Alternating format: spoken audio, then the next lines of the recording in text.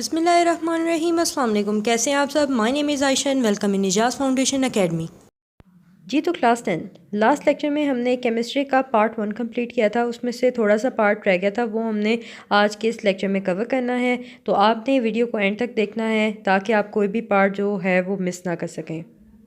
इसके बाद page number 18 पे आए हैं आप। आपके पास एक्सरसाइज का जो फोर्थ वाला लॉन्ग है वहाँ पे लिखा हुआ है what is the importance of the equilibrium constant.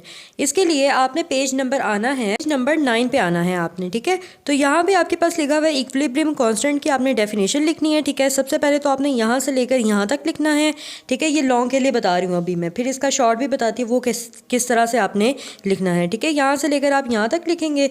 फिर उसके बाद आपने नेक्स्ट पेज पे आना है। नेक्स्ट पेज पे आने के बाद आपने यहाँ पे करना है कुछ इस तरह से, द वैल्यू ऑफ के सी डिपेंड अपॉन, यहाँ से लेकर आपने आना है इसकी लास्ट लाइन तक, प्रोडक्ट तक, ठीक है। फिर उसके बाद आपने लिखना है के सी हैज़ नो यूनिट्स, यहाँ से लेकर आपने यहाँ तक लिखना है। फिर जब के सी हैज़ यूनिट्स, यहाँ से लेकर आपने यहाँ तक लिख देना है, ठीक हो गया। एक क्वेश्चन आपका यहाँ तक बन गया 4।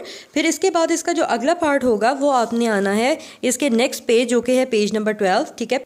इसके बाद आपने लॉन्ग के लिए आना है knowing the numerical value of equilibrium constant of the chemical reaction direction as well as the extent of the reaction can be predicted, यहाँ तक लिखना है आपने, ठीक है। उसके बाद आपने predicting the direction of the reaction जो है वो आप यहाँ से लेकर तो यहाँ तक थर्ड लाइन तक लिखेंगे, ठीक है। फिर उसके बाद जो है वो आप यहाँ से लास्ट लाइन ले लें, we can make the following generalisation about the direction of the reaction, ये लाइन लिखें, ठीक है। ये लाइन ये पूरी आपने यहाँ से लेकर यहाँ तक लिख लेनी है, ठीक है। फिर इसके बाद आप ये जो आपके पास बनी हुई है इक्वेशंस बनी हुई है डायरेक्शंस की, तो आपने यहाँ से लेकर तो यहाँ तक जो है ये बना देना है, ठीक है। फिर उसके बाद पर आने के बाद आपने हेडिंग देनी है predicting the extent of the reaction, यहाँ तक, ठीक है। ये हेडिंग देने के बाद आपने ये लाइन लिखनी है, in general there are 3 possibilities of predicting the extent of the reaction are explain below, यहाँ तक लिखने के बाद आपने लार्ज न्यूमेरिकल वैल्यू ऑफ के सी की हेडिंग देनी है।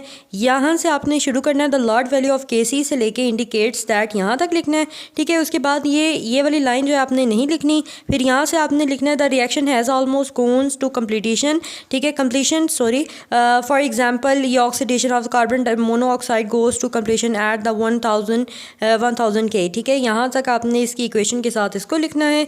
उसके बाद बी पॉइंट आपने लिखना है और यहाँ से लिखना है आपने स्मॉल न्यूमेरिकल वैल्यू ऑफ के सी आपके पास ये है, ठीक है। और इसको भी आपने लिखना है when the K C value of the reaction is very small it indicates that, यहाँ तक लिखने के बाद आपने बाकी नहीं लिखना, such type of reaction never goes to completion, यहाँ तक लिखने के बाद फॉर एग्जांपल लिखने के बाद ये इक्वेशन लिख देनी है, ठीक हो गया। इसके बाद यहाँ पे आपने लिखना है numerical value of the K C is neither small nor large, यहाँ से आपने शुरू करना है और इसको लास्ट तक लिखना है और यहाँ पे आके आपका फोर्थ लॉन्ग जो है वो कंप्लीट हो जाता है, ठीक है। तो अब मैं बात करती हूँ कि ये शॉर्ट हमारे पास जो इक्विलिब्रियम कांस्टेंट का है ये हमारे पास शॉर्ट कैसे आएगा। ये शॉर्ट आपको आएगा किस तरह से, आपने बोला जाएगा कि डिफ़ाइन करें इक्विलिब्रियम कांस्टेंट को, what is meant by equilibrium constant, what do you mean by equilibrium constant, यानी कि ये डिफरेंट टाइप से जो है ये आपके पास क्वेश्चन आ सकता है। अगर आपके पास 2 नंबर का शॉर्ट आता है तो आप यहाँ से लेकर यहाँ तक लिख देते हैं तो ये ठीक होगा, ठीक है। 2 मार्क्स का ये आपका कंप्लीट हो जाएगा। लेकिन अभी आप चाहते हैं कि आपके कोई मार्क्स जो हैं वो कट नहीं हो, तो आप यहाँ पे इसकी यूनिट्स वगैरह भी बता सकते हैं, यानी कि जो वैल्यू है कि वो किस पे डिपेंड करती है वो आप बता सकते हैं।